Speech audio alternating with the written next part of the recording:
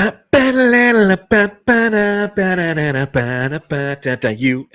wins. France loses. Steph Curry goes crazy. And Devin Booker and Kevin Durant combine for 30 points. Welcome to the post-game podcast for the Suns Jam Session podcast following the Team USA victory, the gold medal game over Le Francais. Team USA wins. It is their 5th consecutive gold, and it is a game that is riddled with Phoenix Suns players. 2, to be exact. Both Kevin Durant and Devin Booker start in the game, combined for 30 of the 98 points scored by Team USA, and they win the game. Little hyped. It's a fun game. Got a little intense there. A lot of turnovers by Team USA, getting in their own way, allowing France to stay in it.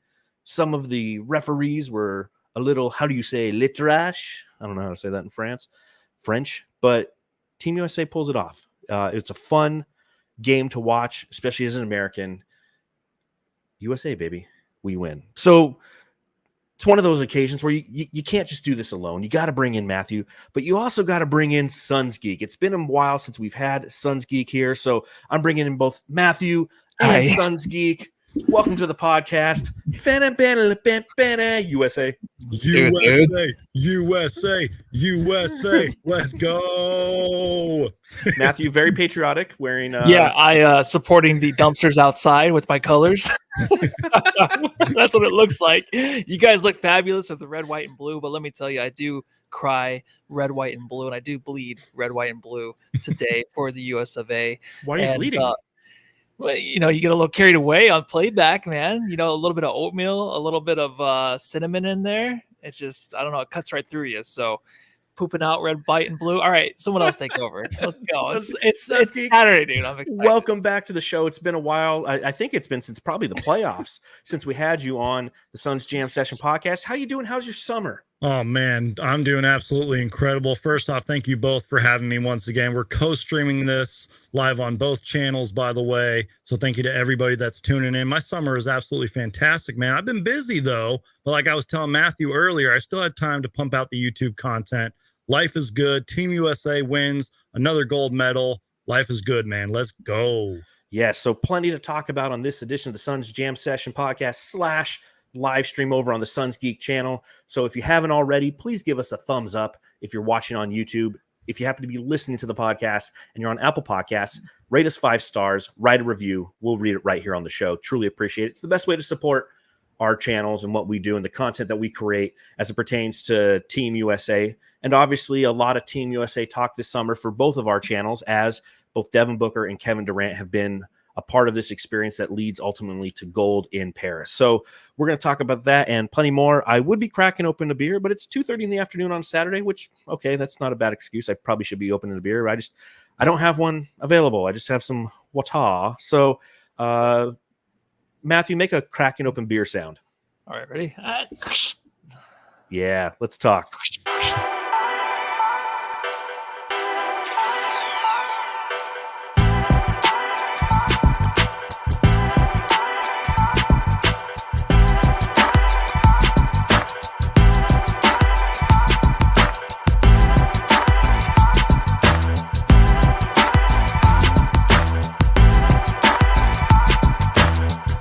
It is a 98-87 victory for Team USA over the host nation of France. It's a 5th consecutive gold medal for Team USA. And of course, it's going to bring me to a question.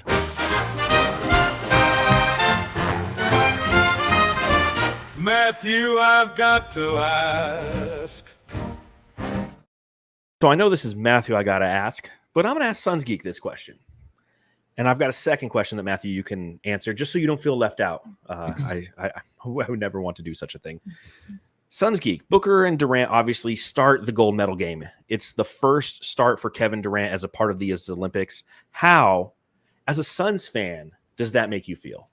Absolutely incredible. New fans, old fans should be thrilled that Kevin Durant and Devin Booker started in this gold medal game. And not only just that, I believe Devin Booker started in all of, if not most of the games throughout the entire tournament and the pre-games before and all that.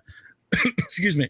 I'm choking up here because that's how incredible it is. It's okay. But seriously, though, like, our two superstar players who we are building this championship team around are starting on the biggest stage in the world, not only teaming up with the best players in the NBA, although Jaylen Brown should have been there, but going up against the best players across other countries and, across the seas and all that stuff. So this is absolutely peak high-level basketball, and our two superstars, Kevin Durant and Devin Booker, started. And not only that, we're going to dive right into it, but they played incredible. I don't care what the numbers say.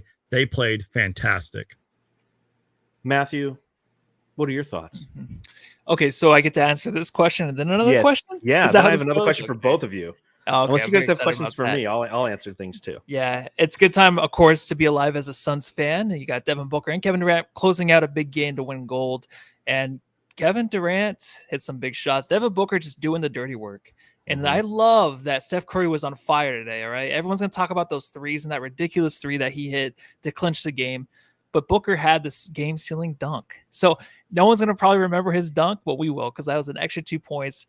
And he ended the game with 15 points. And he's been incredibly consistent this whole Olympic run, and everyone's noticed. So I know we don't really talk about too much. Well, I mean, we did a last pod about this kind of leaning into next year, going into next year, and how this might, help him in the long run. And I think this really proved a lot, where he can actually become that glue guy. He can become the guy that can do the dirty stuff, and he's just a winning player. So that's what we learned from this. And I'm just so glad they won, because obviously they had to win this gold. Otherwise, it would have been a little bit of an embarrassment.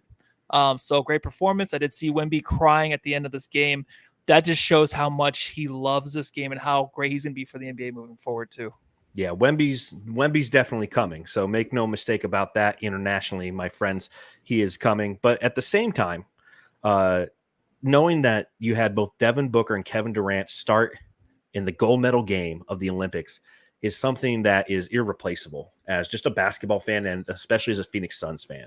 That is what has made this entire march through Paris to the gold so enjoyable, is the impact that both of our all-stars have had on this team, and how they've been put in front of an international audience and been appreciated for how they play basketball, not the narratives behind it.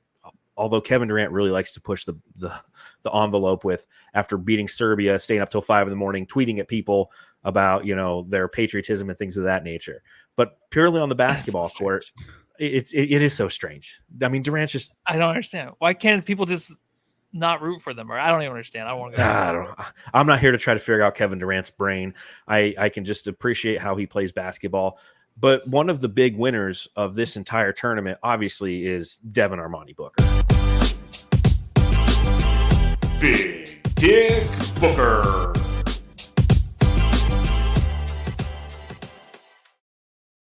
In Devin Booker in this game. Oh, I have the wrong score up there. I have the Serbian score up there. Let's go ahead and do this. There we go. But Devin Booker in this game, 15 points total, ends with just an amazing tournament overall. Was 6 of 9 from the floor in this game. Was 2 of 4 from beyond the arc. 6 rebounds, 3 assists. Oh, if I only had 2 more, it would have been a nice little 4-way parlay I had going there. But what did you guys see from Devin Booker from the start of this game? I mean, from the jump, he was involved. What did you see, Suns Geek? Aggressive, man. And he literally started the momentum early, especially, I think he had like 3 triples early on, I want to believe. But not only that, just playing really good defense and really been doing what he's been doing throughout the whole tournament. I want to quote Steve Kerr here real quick. Now, this was like a little earlier, like when the Olympics were getting started and stuff. But this is what Steve Kerr said. He's probably the guy who's been the most adaptable to go from a different role in the NBA to a new one here. He adapted being an on-ball guy, ball mover, which that's kind of been underrated in Booker's game throughout the Olympics. The offense clicks when he's out there. The defense is really good. But we saw a lot of that. We saw the great defense. We saw the tough shot making, him being sort of a connector out there. I like to use that word, connector. Just doing everything he could, everything that he was asked for. Didn't do anything like super like splashy or highlight worthy, but yet still put points on the board, got the rhythm going. And then when Steph Curry was going berserk, by the way, Devin Booker made one of those passes. I think he was like under the basket a little bit, found the wide open Stephen Curry, beautiful pass. And I'm just going to say this now. This is my hot take of the day. future Phoenix Suns, Stephen Curry, because Devin Booker and him already got the chemistry. So yeah, that's my hot take. But yeah, Devin Booker was incredible. Matthew, what did you see out of him, man? Oh, well, I just saw on the court just being chill, off the court being chill. I mean, his whole Olympic run was really from off the court, on the court, but mainly on the court, of course, to win the gold. I love that you brought up his pass from under the basket, because that was huge. Before Steph Curry actually hit the game-sealing three, double covered, Booker had the ball in the corner, and it's like, don't fuck this up, right? You're a Booker fan, you're a Suns fan. You're like, don't ruin this for us, because we just need a couple more threes from Curry to win this game, because he's absolutely on fire. He finds a way to get it back to Curry, who was wide open, hits a wide open three. That was the play of the game, I feel like, just because no one was really touching the ball that time at that moment, because in the last 6 or 5 minutes, you had LeBron James and Steph Curry just kind of being ball dominant, which, of course, is going to go that way. And I'm sure, I don't know if it was released yet, but I'm sure LeBron will probably win the MVP of this series, even though Steph Curry cooked in the last 2 games. And without him, we obviously wouldn't be in this position. But the thing is, Book was that extra guy to make the extra pass, to stay in the game, play extra hard defense to end these games, and to make it hard on the opposition to get any kind of good shot off. So the sacrifice he had in this game did not really handle the ball, but to know, like, hey, Steph is probably still the best point guard in the league, and then LeBron's going to take over when he wants to, bring the ball up the court. It is sacrifice on his end, but we've already known that from Book, so he's comfortable in these situations. So his new girlfriend, though, he did pull it off in the Olympics, where he has someone that's going to come back to Phoenix with him. She was already shouted out in the crowd last game. I don't know if she was there now, but this will be a thing, Jamsters and Suns Geek fans, going into next season. I'm pretty excited about that, pretty pumped. So, Of course you are. Yeah, we got some more gossip. I love all that stuff. Well, I mean, you look at the final score, and it was 98-87, an 11-point victory for the Americans, but it got down to 3 points there in the final 3 minutes of the game. Yeah. Steph Curry went nuclear to end this game. But for those of you who didn't watch, it started with Devin Booker. He had 7 of the first 11 points for the Americans, came out, hit a 3, couple nice passes, one from LeBron James, leading to easy layups for Devin Booker. Yep. And he was consistent throughout this entire game and just providing that X factor that has been needed from Team USA this entire Olympic run. And he's been happy to be the guy who will be the fuck shit up guy, right? Like, he was a little fuck shit up guy. He got into an altercation with one of the members of the French team in transition after that team was kind of bullying the Americans around, and with the French referees getting away with it. In all honesty, I mean, there was some iffy calls, some ticky-tacky on one side, and another team being allowed to play extremely physical, and Devin Booker wasn't having any of that shit. So I'm not sure if there's an MVP for the Olympics. I believe there is. Everyone says there is. I don't recall one ever happening. But if there is, Devin Booker has to be considered for it. Steph Curry might end up getting it because it's his first and only Olympic appearance. He was unbelievably vital for the Team USA's success against the Serbian team. And obviously the 24 points for Steph Curry and the 4 3-pointers in the final 2 minutes today to put the nail in the coffin for the French. It's just one of those situations where the narrative is probably going to lean towards somebody like Steph Curry, a 4-time NBA champion, versus giving Devin Booker the respect that he earned throughout this entire tournament. Now, that being said, from a national perspective, and you see it across the board, there's a respect and admiration for what Devin Booker did in this tournament from fans throughout the entire league. Will it change?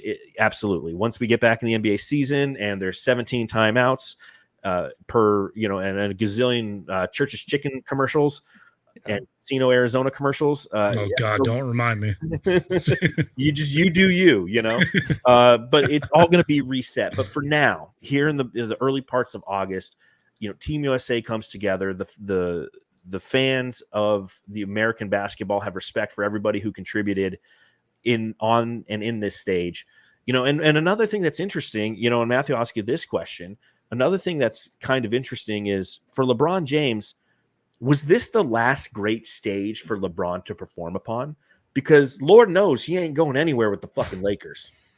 That is tough for me as a LeBron fan. No, I'm kidding. But for the Lakers moving forward, you would hope that they would make the playoffs and at least make the Western Conference Finals once again, to try to get to the finals on the shoulders of LeBron James and Anthony Davis, if you're a Lakers fan. So hearing that even in the broadcast, to be like, hey, this might be his last big main stage, just because his focus moving forward might be something where he's really just interested in his son and playing alongside him. and everything else kind of just comes along with it. Because I think that he's already done. He's accomplished everything that he wanted to accomplish. He wants a few more years under his belt. So that doesn't really play into the favor of the Lakers moving forward too. So if he were to come to Phoenix, that would have been tough, right? Because I think obviously come to Phoenix, there was more of a chance of where he would have maybe made the finals. Sticking in LA with Anthony Davis, where they were kind of griping back and forth a little bit in this game. I don't really ever see that happening, right? There's nothing that really showed me last season, the season before, to where they can actually get to that next step because they've had all that time right now. So playing with the best players, having to rely on a guy like Steph Curry, who is also probably rumored to come to LA maybe eventually. Or Phoenix. Yeah, there you go. Hey, That would be Suns even Geek just better. said he's coming here, man. We need that point guard now, it. man. Yeah. We need a fourth point guard now. I just think with Curry going to the Lakers and a possibility, that's something that LeBron was probably working hard on in the Olympics. There's always an agenda with him behind everything. And whether or not this is his last big stage, I think he's kind of nailed his career. I think it's kind of ended in the perfect moment where he won the Olympic gold. He's going to play with his son. And whatever happens after that, I don't think he really gives a shit about. What did you see from LeBron? And how did it feel rooting for LeBron, Suns Geek, during this entire Olympic run? You know what? This might sound like an unpopular opinion here, but I'm a LeBron James fan. I'm sorry. I respect greatness. You and Matthew. I respect greatness. I'm sorry, y'all. But no, he was absolutely incredible. But fuck him. No. He was great, man. And it really all started with, I believe, a couple early possessions in the game when he had like a breakaway dunk, which I think Kevin Durant passed the ball to him when he got that started. He just had that look on his face like he was going to take over this game. And I do agree with you guys. I don't know if there's actual MVP award, on the Olympic stage. That's kind of what the gold medal's for. You know what I mean? Everybody gets an award, if you will. But LeBron James is the MVP of this, even though, like we've all talked about, Devin Booker deserves a lot of honorable mentions. And then, John, if I heard your question correctly, like, is this sort of LeBron's last, biggest stage? And I think those are the two key words there, biggest stage. I think so. Now, I don't know when LeBron's going to retire. I can't predict the future any better than you guys can, but he's almost 40 now, or is going to be 40, and he's still playing at this elite level. And some Phoenix Suns fans didn't want LeBron James here. Are you kidding me? It wouldn't surprise me if we're in the year 2028 and LeBron James is like 43, 44 years old, coming off of the bench for Team USA. It's plausible. But I feel like I sort of answered your question, kind of, because he won't be at this level. You know what I mean? So this was his kind of final moment on the biggest stage, playing in front of the world. And with the offseason that the Lakers had, they're not getting to the finals this year unless a miracle happens. No, and that's why I asked the question. I was thinking about it as Matthew and I were on playback, which is something that has been super fun to do throughout this Olympics, something that we started doing at the end of last season, and something we will continue to do for Bright Side of the Sun, host some playback so you can watch the Phoenix Suns along with both Matthew and myself. It's one of the questions that I kind of pondered is this the last great stage for LeBron James to be and play upon? And yeah, I think it is, because as you mentioned, Suns Geek, even if Father Time is still not able to catch up with LeBron James, and he does play in 4 years in LA, which is definitely possible, he's not going to have the impact like he did on this team, because he was a vital part of this team. Tonight against the French, LeBron James, again starting 6 of 10 from beyond, or from the field, and 1 of 2 from beyond the arc, had 14 points, 10 assists, and 6 rebounds. That's fucking impressive. That is fucking impressive. And so it begs the question, is like, will we ever see him on such a great stage again? Because I don't think it's going to happen in the playoffs. It's just, I don't think it can happen. The Lakers are not what they want to be, or won't have the greatness that they want to achieve. What happened 2 years ago when they made the Western Conference Finals, I noted it then, and I'll stick by it now. It was a fluke. It was like the Hawks going to the Eastern Conference Finals about 5 or 6 years ago with Trae Young. Everybody's like, oh, this is the next team. It's like, no, man, they had kind of an easy path, and they got fucking swept by the Nuggets, and everybody acted like it was the greatest thing ever. They're like, wow, it was, but the games were close. I'm like, yeah, but they lost every one of them because they don't have enough good ancillary pieces around them. You look at what they've done this offseason, and it's nothing compared to what the Phoenix Suns have done relative to addressing issues that are on the roster. So it was great to see LeBron James out there. It was great to root for him because I am not a huge LeBron James fan. I'm like you guys. I respect him. I respect his greatness, but there's a lot of ancillary things around him that have always somewhat annoyed me. And obviously, if you're of my age, which is 41, and I grew up watching Michael Jordan, I will always be protective of the fact that I watched Michael Jordan. In my opinion, he was the greatest to ever do it. I get in this debate probably once a week with a coworker, and I always will say this: LeBron James, greatest career ever. And even that can be debatable if you look at Kareem Abdul-Jabbar when it comes to championships and everything. But I'll give him his due. It was fun to root for LeBron today. When he had some fast break dunks, man, I was getting hyped for those things, man. And man, that behind the back pass that he dished off to Devin Booker, by the way, there was 2 defenders in front of him. He wasn't wide open. It was a behind the back pass, 2 defenders right in front of him, beautifully bounced pass. And guess who he passed it to? Devin freaking Booker, man. LeBron was absolutely incredible on the biggest stage in the world. And I completely overlooked it, John. I'm glad that you read the stats. 10 assists as well, man. Like, that gets overlooked because there's so much talent on the court. 10 assists, dude, that was nuts, man. Congrats to LeBron. Almost another triple-double for LeBron after he had one against Serbia. So understand that he is an amazing player. It was great to root for him over these few weeks, and I'm really looking forward to not rooting for him once he plays in LA, which is, again, it's exactly what everybody's saying about Devin Booker right now. They're like, man, it was really fun watching Devin Booker for these past 3 weeks or 2 weeks in Paris and the weeks before that with the USA showcases. But man, I'm looking forward to going back and rooting against him. So obviously another member of the Phoenix Suns out there, one Kevin Wayne Durant. Who the heck are you? I'm Kevin Durant. You know who I am. Y'all know who I am. Did anybody see a sniper? Did anybody see anything? I'm one of the best players to ever play the game. Kevin Durant, 5 of 12 from the field in this game, 3 of 9 from beyond the arc, 15 total points, 4 assists, 4 rebounds, 2 steals, 1 block, and a partridge in a pear tree. Matthew, what's the music for the Olympics? Dun dun dun dun dun dun dun dun dun dun. Or is that the wedding song? That's the wedding song. That's the wedding song. Yeah, I forget the pair song because I now in my head I got. Yeah, that's the only one I have in my head too. Yeah. The other one's like. Dun, dun, dun, dun, dun, dun, dun, dun, dun, dun, dun, dun, dun. Kevin Durant. All right, give me your. Tell me about Kevin Durant. Oh man, yeah. So if you're going back to Kevin Durant's basketball game tonight, I think that or today, I think the most impressive thing was actually taking all the hits he had today and continue to fight through them. He was really trying to fight almost every guy that was touching him tonight. So I mean, that's not really KD, I feel like, right? In the US playing NBA basketball, he doesn't really get into it with too many people, but I just feel like in the Olympics, he's been doing that. And of course, the most noticeable thing in this game was him starting. He was coming off the bench before, so you just were wondering, like, how was that going to play? It didn't really end up mattering too much. I think towards the end of the game, he kind of felt like he hit the big shots, but also he was trying to handle the ball too much. But then gave it up to Drew Holiday a few times there to kind of maneuver the ball, and then he hit a big 3. So he was doing his part, and that's what he's been doing this whole playoff run, or this. I always want to say that. It feels like Olympic run. Yeah, I keep saying that the whole time. But like the playoffs, though.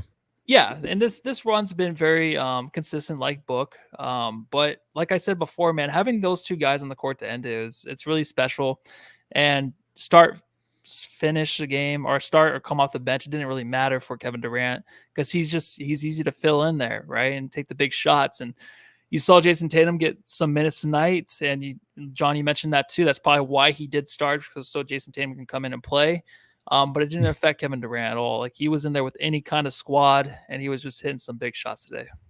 Well, in my personal opinion, I think they started Kevin Durant because he's now a 4-time gold medalist. Yes, and he's sir. been in these big games, and he knows what it takes and all the experience and the records, and it's not even just the points. I think he's the Olympics all-time leading rebounder as well, and he's been in those big games and those big moments. But the way I look at it, he did kind of start off a little too strong, a little too aggressive, which is fine. But I think he was just trying to find his shot because, again, he's starting. Like, he knows how to do this. He's Kevin Durant, as we all know. So I think that's kind of why he started off. He couldn't really buy a bucket to start off, but he was doing the little things out there. Like I mentioned, that first pass to LeBron to get the game going. LeBron had that big dunk and everything. Playing pretty good defense out there. I think he had like a couple steals, I believe. I think I got the numbers right here.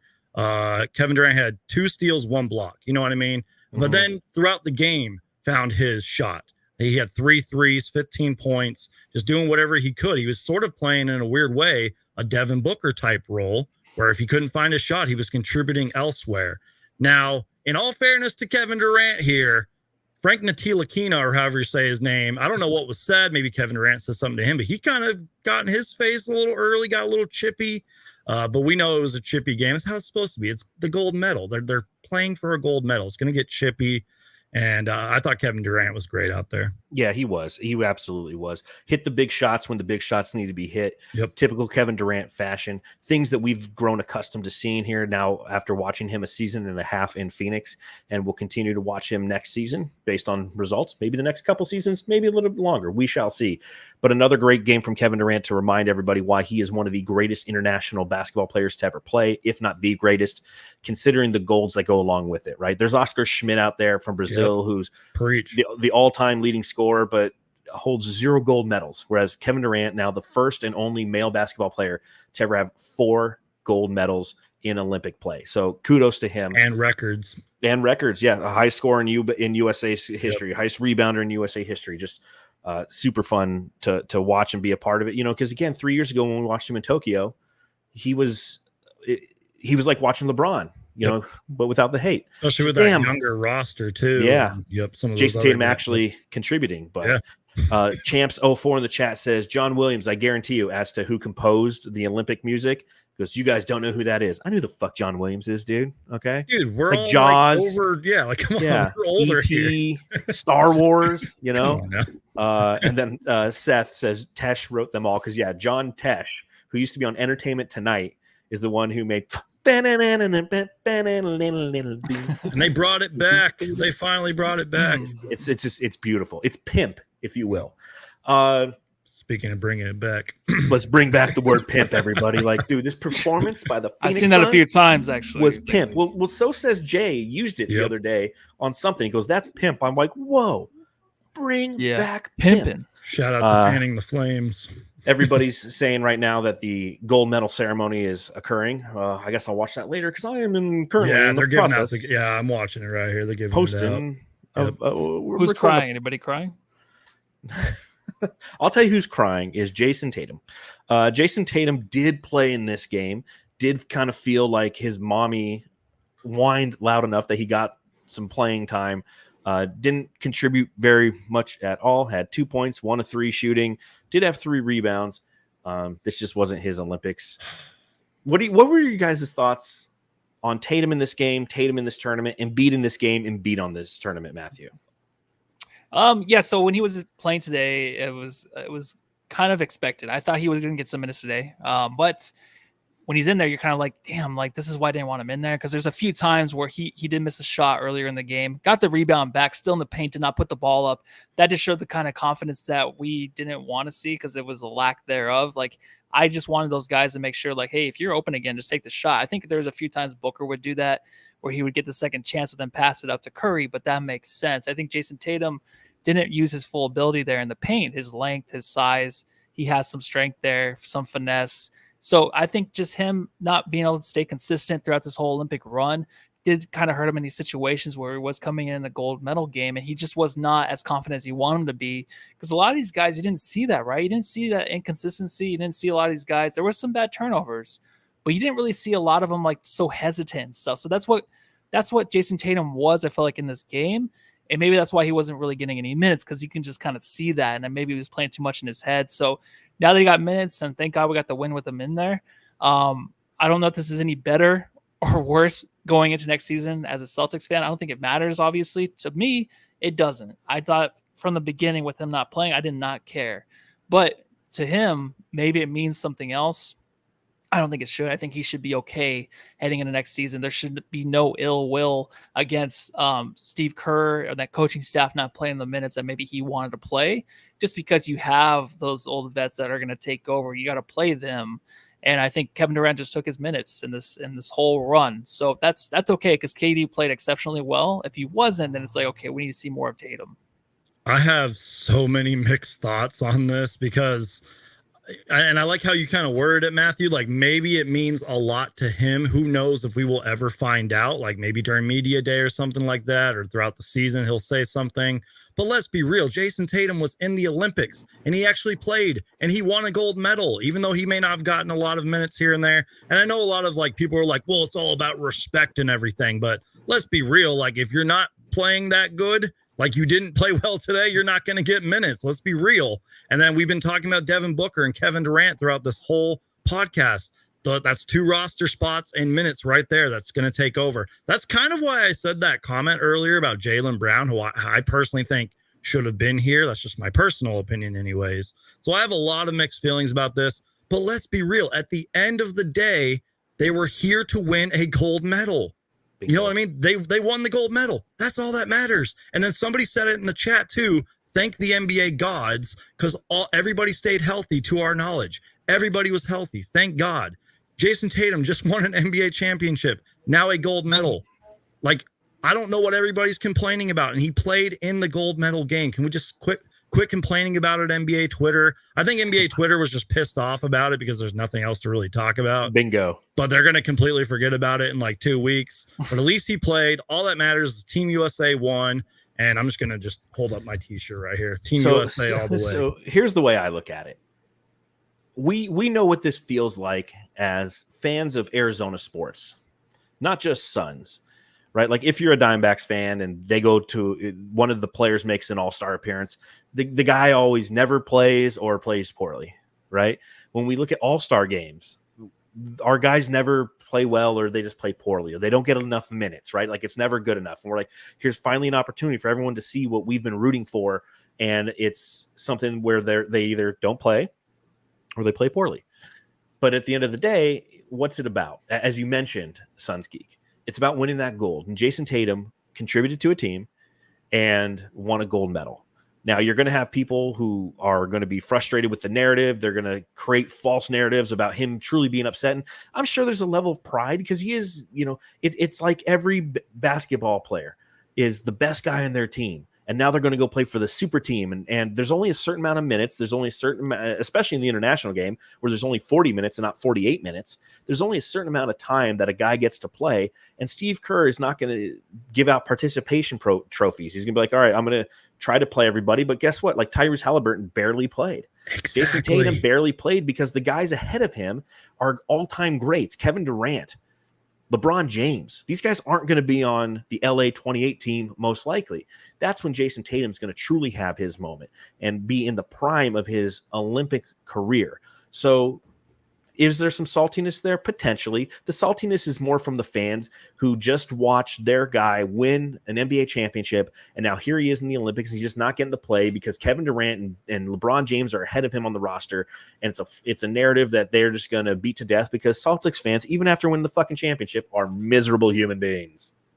Yeah, it's a difficult thing for Tatum, too, to really get his rhythm. I just think that he's always kind of been that guy to really just work these series in the playoffs and just when he's in there, he might have those clunker minutes, but then he gets a rhythm and he has a feel for the game eventually. Like he just needs that. That's why he just kind of is an oddball out. I feel like in the situation, like somebody's going to be right. A better fit. Yeah. Derek White didn't play that much to my knowledge. Like, well, that's the funny thing though, right?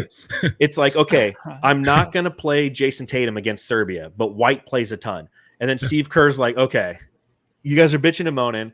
I'm not going to play. There's a Celtic who's going to sit down. Today it was White. Like, I don't know if we saw Derek White out there. Exactly. I'm like, he didn't play. Like, he's been very productive for this team through this run. But against the French team that has a lot of length, who plays more on the interior than the exterior, right? This is a team that the USA should have had, in all honesty, a much easier time against. Yeah. USA entered with the top offense, averaging 106 points per game, going against the French team that had the 10th out of 12 teams relative to offense. But what did it was the 17 turnovers by Team USA that kept France in this game until late. They pull away on an amazing heater by Steph Curry. So all these little ancillary things around it, did Tatum get enough playing time? Joel Embiid, really not useful throughout the entire tournament, except huge in that Serbian tournament. Yeah. Everybody served their role in some capacity. When you have a super team like this, you should win the gold. They won the gold. No issues. Let's enjoy the gold and then just go back to hating everybody. And on then Twitter. just already forget about it. I already forgot about it, honestly, while doing this podcast that we won. What were you guys' thoughts on Victor Wembanyama in this game? Obviously 19 years old, 11 of 19 from the field. He had 26 points and 7 rebounds. There's an epic photo out there that I'll pull up while you guys are talking of Steph Curry hitting that shot over Victor Wembanyama. So I'll pull that up. But what were your thoughts on watching young Vic in this game? The future of the NBA, Victor Wembanyama. I didn't know how to pronounce his name. I might occasionally say it wrong here and there. 30 minutes, 26 points, 11 for 19 from the field, hit 3 threes. I think 1 or 2 of those was really early in the game, by the way. He had that one play where he did that little hesitation move on Joel Embiid and just drove right in. It was absolutely beautiful, man. He is literally the future of the NBA for a reason. And I didn't know, look at that photo. Look at that. Sorry, Matthew. But look at that. That's an amazing photo. If you're listening to the podcast, I mean, it's just a crazy photo. It looks like Victor Wembanyama is going up to spike a ball. His shoe is bigger than Steph Curry's torso, and it's just, I remember seeing stuff early on, like last season, when Victor was playing, that players and coaches and all that were literally practicing with those big pole things with the hand and all that. They were practicing how to shoot over those every time they would play the Spurs because they had to. That photo you just showed is the exact reason, man. You have to literally change your shot and change your timing against Victor Wembanyama. He's the future of the NBA. Matthew, what do you think, man? I was watching some highlights maybe about 4 or 5 years ago of the Currys over in Japan playing a game against some guys with massive hands that were waved in the air, 12 tails just above their head. It was impossible to score over. So that's what it reminded me of with Wembanyama. And Curry can do it. Go back and look at those highlights. Those are pretty incredible. I don't think they got a shot off in that game, but it was a little bit cheap of the Japanese team to have that. So Wemby, I think this is exciting. I think that, him being emotional after the game, that's really big. I think the fact that he just cares that much. His stats and stuff weren't always as great, entering this game. But, of course, the box score looks really good in this game. But what really – him hanging in there, him playing the big minutes, him going up against, of course, what we have best here in the NBA on the U.S. side, that's huge. Playing big minutes early in the game against Embiid and kind of dominating in a way.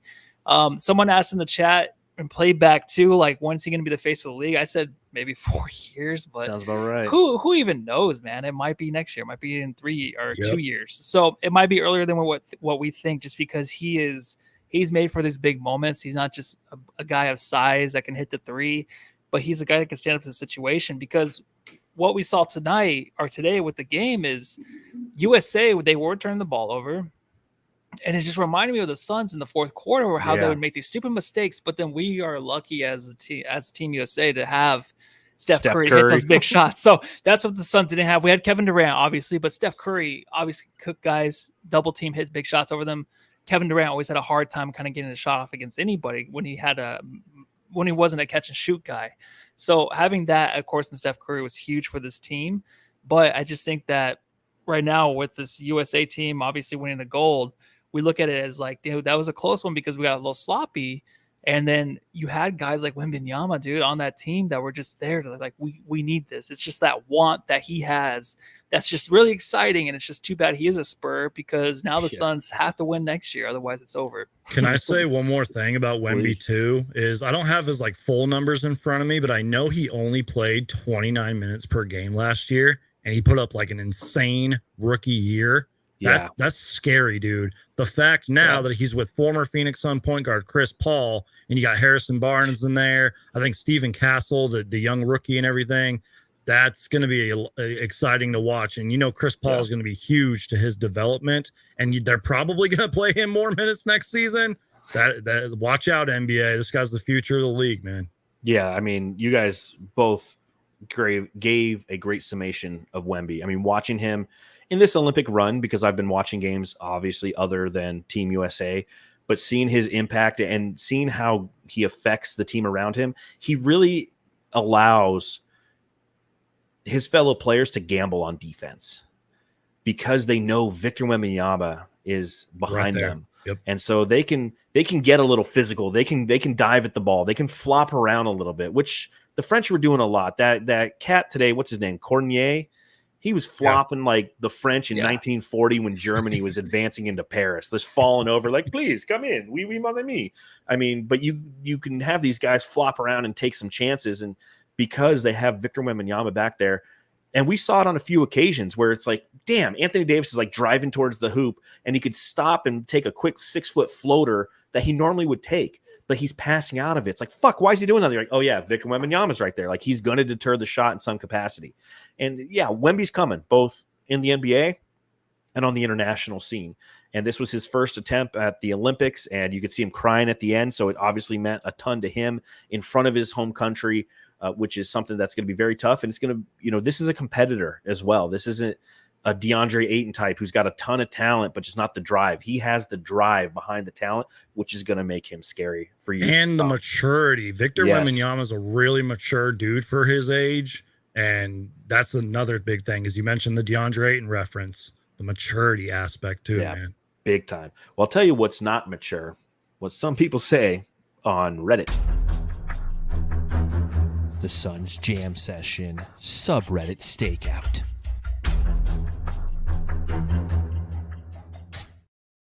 Where is she? So there I was in France. I don't even know. I'm trying to figure it out. I don't even know why I dressed up as Batman. I could have. They wouldn't have recognized me anyways. But here is what was said on the subreddit for the France versus Team USA game. Hey, France, thanks for the Statue of Liberty and shit, but I hope you lose by 30. Thank you, Tatum's mom. Because obviously he's getting some playing time. What the fuck is a kilometer? Still that's a thing in every subreddit. Sunglasses inside. Fallon is coked out of his mind. So they kept showing Jimmy Fallon in this game. If you guys did not watch the game, we'll go back and watch it. They show Jimmy Fallon. He's getting his picture taken with like the president of France, which is just weird. Somebody commented, and it's great because, again, I've mentioned this before, but when you go into subreddit, people can add flair to their name. So you know where it's coming from. Now, when we're watching the Suns play the Indiana Pacers, we're always in the Pacers subreddit. So everyone there's a Pacers fan. But when you do these international games, it comes from all different sections of NBA fandom. So here's what a Maverick fan had to say. I want to punch Fallon in the face. And then you had a Pistons fan. Fuck me. That clip of Fallon was off-putting. And then a Timberwolves fan.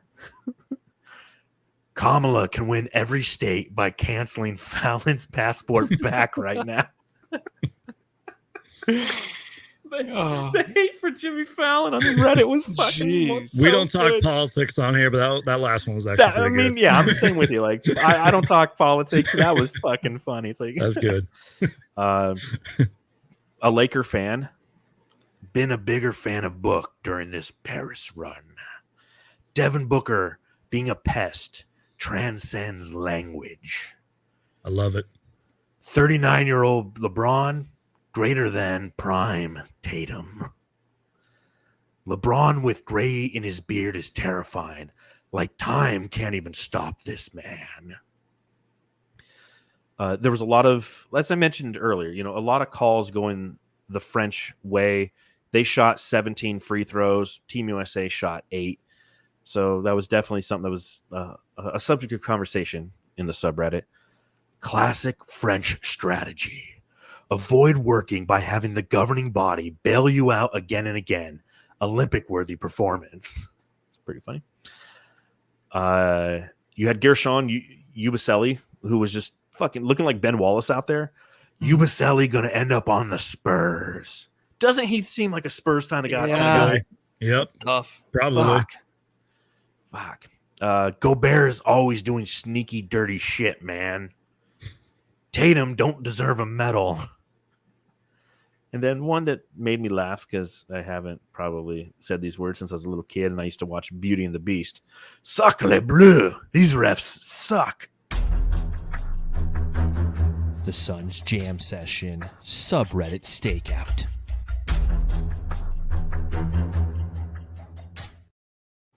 Someday we'll get that segment sponsored by somebody. Sponsored by Probably Geico, right? Jiffy Lube. Jiffy Lube. Any other notes you guys had on this game before we hand out the Jam Star and talk a little Sun stuff before we get out of here? Yeah, you just said it, and I'm going to completely butcher his name. Gershon Yubusele. Oh my goodness. Get this man on an NBA roster, and I'm not just saying that because of this game. He's really been good throughout most of France's games. This is a guy who was in the 2016 draft, also known as the Dragonbender Marquise Chris Tyler Ulis draft, as we all remember. Yes, indeed. He was a 16th pick, dude, and then, didn't really play, didn't really work out in the NBA, and now, again, we were talking about this with Wemby, Booker, KD, LeBron, etc. On the biggest stage in the world, you play, you're France's probably second best player behind Wemby. Dude, every NBA team, including the Suns, even though they don't have a roster spot open, should be calling about this guy right now. And I think they said it on the broadcast, like he's happy playing. I think it's in Spain for, was it Real Madrid? Yeah, thank you. I appreciate you saving me there. But apparently he's really happy there, but at the same time, he will pick up his phone if NBA teams call, and all 30 teams should be calling right now. I know he looks like Ben Wallace, probably plays a little bit like Ben Wallace, but he did a lot of great things out there. And I do just want to read his stat line too. Please. 31 minutes, 20 points, 2 steals, and he got to the free throw line 7 times. That's got to mean something to NBA rosters, not to mention all the other great games that he had throughout this tournament. So shout out to him, man. He deserves a lot of credit. Yeah, I think that the Suns should have waited on their last two-way spot instead of getting a Ty Washington. Right. Give it to Gershon Yubusele. Mm-hmm. Matthew, any other notes that you have? Nothing for me. Word.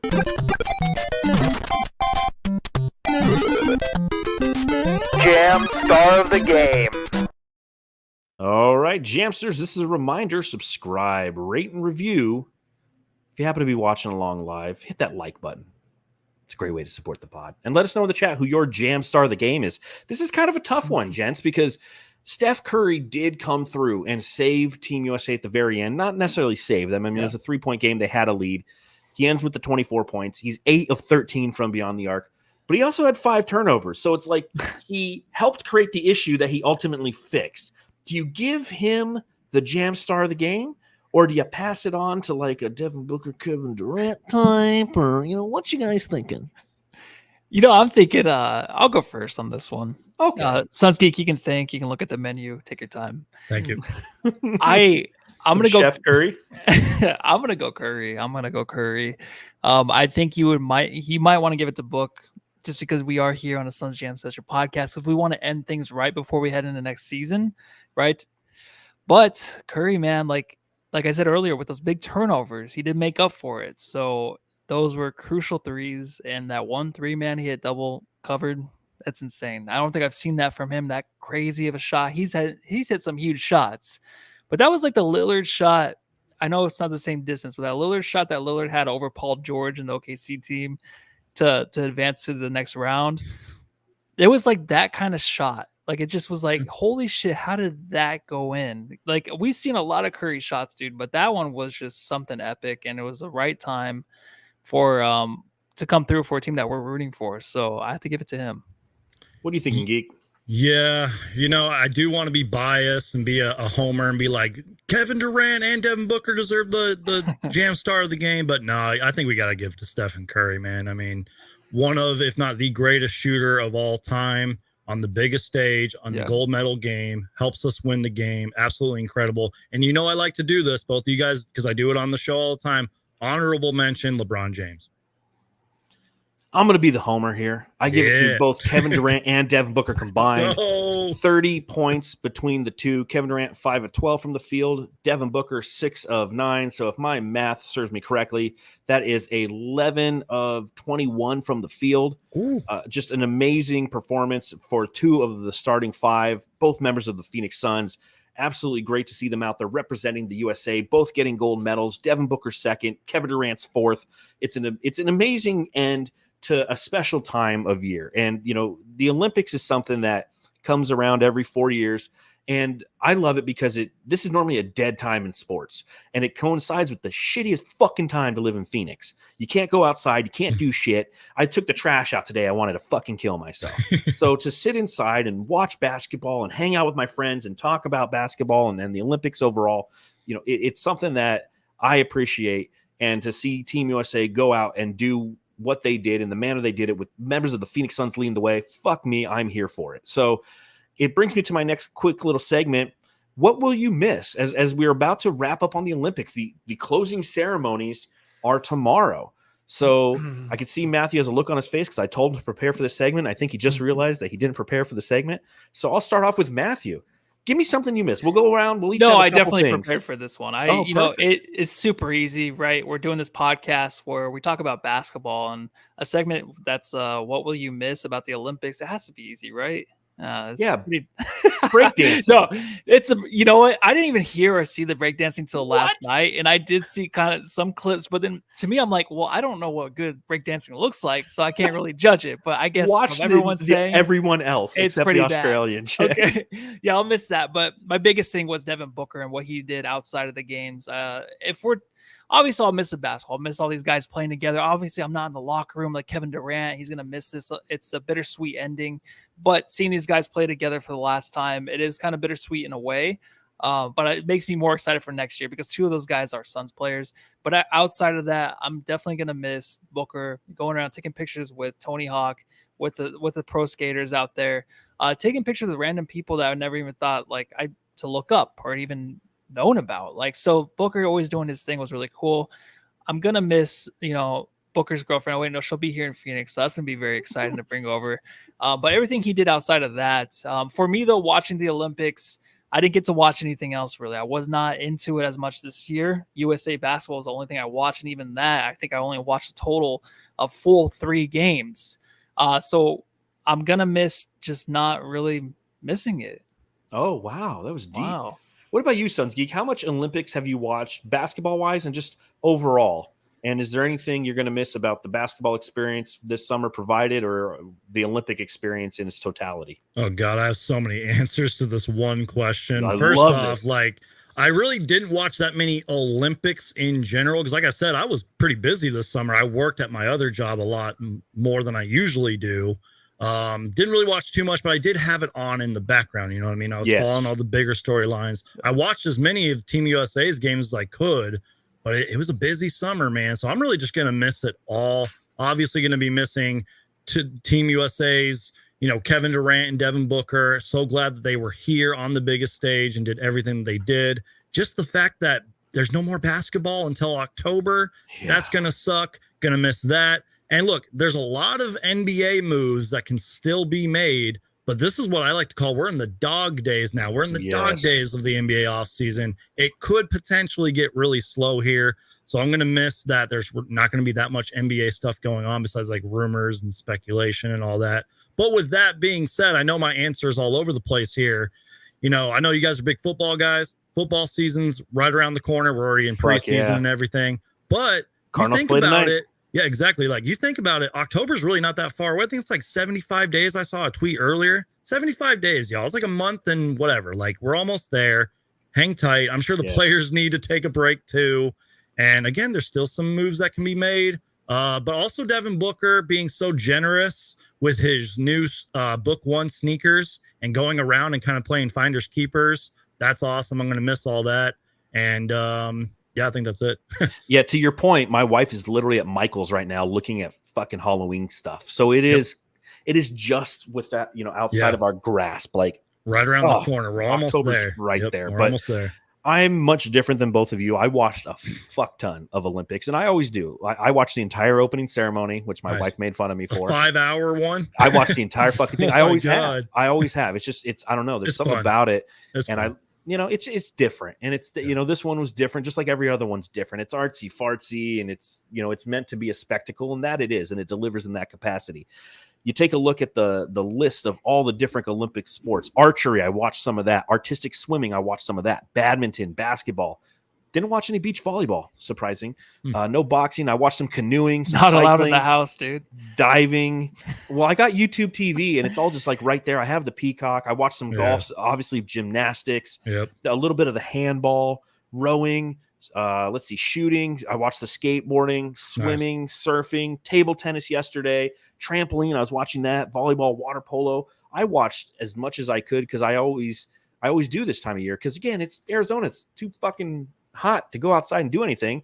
And you can, the way that it's on demand is so much different than it was growing up. Growing up, you watched what NBC had in front of you in the 90s. And then when you got cable, you could watch a couple other things on like the USA channel. And now it's all at your fingertips. My wife and I literally last night, I'd seen a couple things on Twitter about this, this breakdancer from Australia.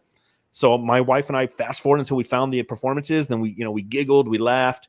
And then I reached out to all of our Aussie friends and said, what the fuck is coming out of your country? There's two things I want to know. What the fuck is coming out of your country? And why is Australia's uniforms always green and yellow? Now, Gavin told me it's gold, but it's green and yellow. Like every other country has the colors of their flag as their uniforms. Theirs you would think be red, white, and blue.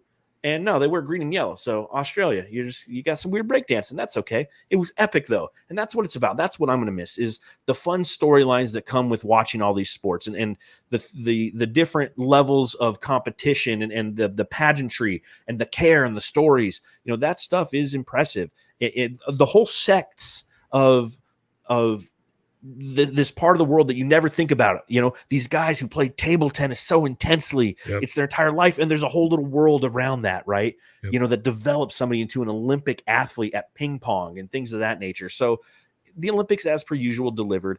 To cap it off with the USA winning gold in the sport that I care about the most is obviously going to be something that I appreciate. And, the fact that I get to hang out with Matthew after these games, Suns Geek, to reunite with you and to do a podcast again is just something that's always fun. When the three of us get together, when our powers combine, it's just a good show, man. And that's what I like. And I am a little disappointed that we're about to go into the void of not having much content to talk about. It's been fun doing post-game podcasts because Matthew and I, we've done a post-game podcast on every Olympic game. We did not all the showcases. I think we just did Canada for the showcases, but all 6 victories for the U.S., we did a post-game pod. And it was fun to kind of do some post-game pods. It's going to be 2 months until we do them again. So on that note, I think there's one other thing. Oh, yeah, I did want to talk just a little Suns news just real quick before we get out of here. Speaking my language here. This is a Suns podcast. Suns are going to be slated to play the Denver Nuggets on Christmas Day. So it's the 4th consecutive season in which the Suns get a Christmas Day game after going 12 years without one. They've yet to win one since the Booker era began. They're 0-3 in their last 3 Christmas Day games, and the team that they lost to every day on Christmas ended up going to the NBA Finals. So can the Suns win this year on Christmas and then be the team that goes to the finals? What are you, Suns Geek, what are you thinking about the Suns playing on Christmas against the Denver Nuggets this year? Well, it's the second time, I believe, in 4 years, which I found kind of interesting. I was surprised we didn't have a different opponent, but whatever. Please start improving that Christmas Day record. I think we're 12-9. I don't know if you mentioned that, but That's we correct. are. Yeah, 12-9. We got to get that record up. And it is a little bit of a coincidence that usually whoever wins on Christmas goes to the finals. At least that's what it seems like anyways. And that just makes Christmas better, like in my personal opinion, like that's the NBA's holiday, if you will. It is. And I love it. It's like, it just makes Christmas better. I hope we can win. I hope we have a great performance. And I know we're not playing Luka. But last Christmas, Luka dropped 50 and 15 on our heads. So hopefully Jokic doesn't do that to us. Hopefully it's a better Christmas. But really, I think the slate of games is really good too. I know OKC didn't get one. They probably deserve one. Yeah, they were the number 1 seed last year. Exactly. They deserve one, but good slate of games for the most part. I'm excited about that. Don't really know if that answers your question, but I'm looking forward to it. Matthew, thoughts on playing against the Denver Nuggets? I wish I could go like full Charles Barkley right here. It's like, I don't give a fuck. You know what I mean? But like, he's good at it. He can do that because people love that, right? I come on the pod and I have to give some takes. I have to take up about 30 seconds of a speaking time. But when it comes to the schedule, I don't give a fuck. And honestly, sorry, I do love the Christmas Day games, but like, I would like just one day off. Yeah, could the Suns just have a 3-day off, like between Christmas Eve, Christmas Day, and the day after? Just no games? Like, that would be cool. I would like that. But we went so many years without one, though. Yeah, I guess. But once you get it, it's just like, I don't want it anymore, right? You want what you don't have. It's like all of my Christmas gifts. Yeah, I just ruined the whole Christmas spirit right there, right? Wow, the Grinch. Well, I can understand where Matthew's coming from for a couple different reasons. One, as content creators, that means we're working on Christmas. And two, the Suns played on every fucking holiday last year. They played on Christmas Eve. They played on, I don't know if maybe Christmas Eve, but Christmas, New Year's Eve, New Year's, or the St. 23rd Patrick's or Day, something like that, like right before Christmas. Fucking Arbor Day, like any day that had a day at the end of it, the Suns were playing on. So I'm excited to play the Nuggets because it is fun on that day where not much is going on and you're sitting around and you want to watch some basketball. There's a great slate of basketball games. It's nice because it's a good opportunity for the rest of the world to see the Phoenix Suns, because for most people, that's the first time that they've watched basketball. They didn't watch any in October or November or December unless they're watching the NBA Cup, the Emirates NBA Cup, or whatever the fuck it's called this year. But this is the first opportunity for a lot of people to see it. So I respect that fashion and the aspect of it. And playing the Nuggets is like, I'm up for that. That's a team that we've played well against, and I'm looking forward to playing Nikola Jokic on Christmas Day. So the full schedule will be coming out within probably the next week is what I'm guessing. I can't wait. Yeah, you and me both. I got my template ready to create my graphic. I create a graphic every year, so I know Matthew doesn't always like doing that show. So maybe that's one just me and Suns Geek do, right, Matthew? Or do you want to pop on there and give your takes on, or do you just want to just be a grump the whole time? You're like, fuck this schedule, man. Yeah, I'll just pop in once in a while. You pop in. That's stupid. Just leave. Disagree with us and just leave. Well, on that note, that's probably the next time you'll see us here on the Jam Session is post the schedule being released that evening. Suns Geek, in the meantime, can you tell everybody who doesn't know where to follow you where they can follow you? Yeah, just search Suns Geek and you will find me. Consistently uploading on YouTube. I do a little TikTok here and there every once in a while, always posting on Twitter and Instagram. If it has to deal with the Phoenix Suns, I'm going to make a video about it, y'all. And like I said, I know there's still 75 days or whatever till the NBA season, but it's on its way. It's right around the corner. Hang tight, y'all. And we will definitely do more live shows in the future. And seriously, you guys, thank you both for allowing me to live stream, co-stream this with you guys. I know it's kind of a spontaneous thing, but I do appreciate it. Love working with you guys. Can't wait to work with you guys both more in the future. Matthew, tell me your favorite thing about the schedule and where people can follow you. All right. My favorite thing about the schedule is when it starts, honestly. That's the most exciting part. Ding, ding, ding. Wow, that was a good answer. Yeah. Follow me. Address is 155-801-16. Oh, shit, dude. I almost gave out my whole address, dude. Should I do that? Should I give you my address to follow me like a real person instead of being online? Yeah, like follow me for real. Don't follow me on Twitter. I want you to follow me for real. Yeah. Well, you can follow me at Darth Voida. You can read my writing at brightsideofthesun.com. Thank you to everybody who decided to join us after Team USA's gold-winning victory over France. We will see you when the Sun schedule comes live. Matthew, take us home. Go home, love your family.